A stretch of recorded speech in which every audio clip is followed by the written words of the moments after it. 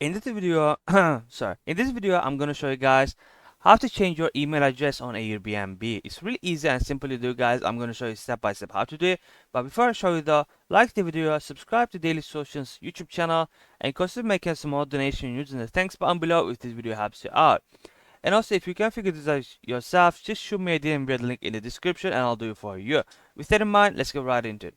So, first thing first, I'm assuming you already signed into your Airbnb account. If you haven't already, just sign into your account. And then you're going to locate your profile icon at the top right corner, click on it. And then you want to go to account.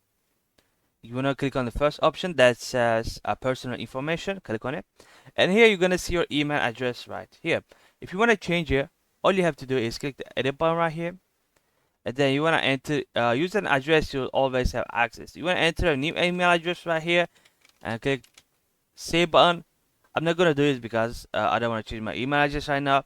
Once you click on save, they're gonna send a verification email to your inbox, and once you verify yourself, your email will be changed, guys. So this is how you change your email address on Airbnb.